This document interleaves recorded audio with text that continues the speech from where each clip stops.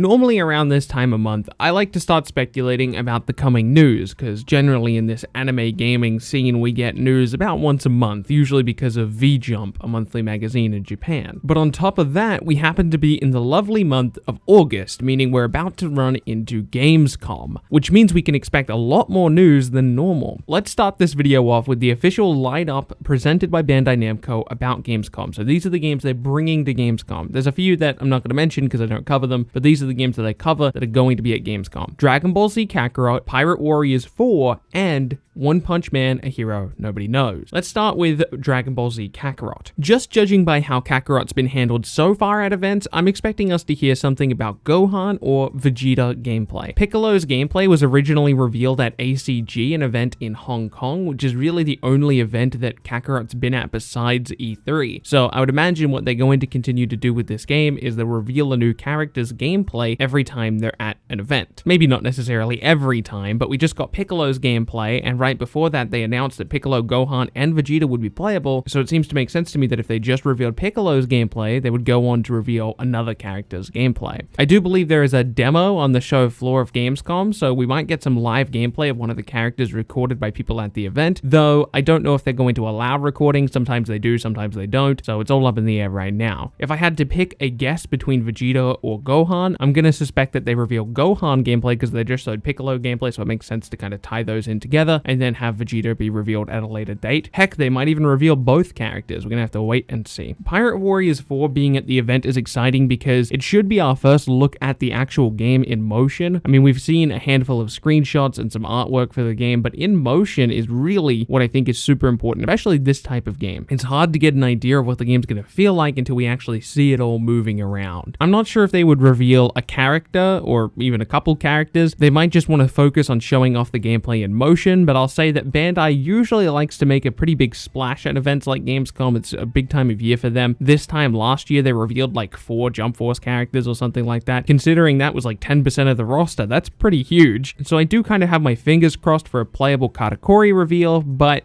I'm not holding my breath. Last but not least for the official Gamescom lineup is One Punch Man, a hero nobody knows. This is the game I'm most excited about. I'd imagine we're going to get quite a few reveals here. I'm guessing anywhere between 2 and 6. Like I said, this was a pretty big event for Bandai last year, so I'm expecting them to follow it up again. As for specific characters they could reveal here, I'm expecting them to lean into Season 1 some more, as it is the part of the series that people are most familiar with. Officially revealing Boros as a character seems like a pretty good idea to me. Other characters that are up in the air right now are Metal Bat, Puri Puri Prisoner, and Tornado. They seem pretty likely. Maybe even a Tank Top member. These characters seem pretty likely just because they're all involved in Season 1. It makes sense to reveal them now. Season 1 is certainly the most recognizable part of the series, and an event like Gamescom is certainly more quote-unquote mainstream. For example, the characters revealed for Jump Force this time last year were all of the mainstream characters like Blackbeard, Vegeta, Sabo, and I think Sanji as well. So while they're showing off the game to a more mainstream crowd, they want to use the most recognizable characters, and like I said, that includes characters like Metal Bat, Puri Puri Prisoner, Tornado, and this is all true for any of the Season 1 villains as well. So I'm expecting to see stuff like that. So that's it for the official Gamescom lineup, but I don't think that's going to be all we hear about anime gaming news-wise this month. I think we're going to hear stuff from V-JUMP. Specifically, I think we're going to get the official reveal of Toshiro as the final DLC character of Pack 2 for Jump Force, of course, and I expect to get more information about Naruto tribes in V-JUMP, considering the most recent tease in Weekly Shonen Jump. So yeah, there's a lot of news happening this month, and it seems pretty likely that we're going to get news for all of these games, because like I said, the 3 games we mentioned at the start, they're all at Gamescom. Jump Force's DLC pack comes out this month, I believe, unless they change the schedule again. And if that's going to be the case, they probably want to reveal Hitsugaya Toshiro, and we also got the tease for more tribes news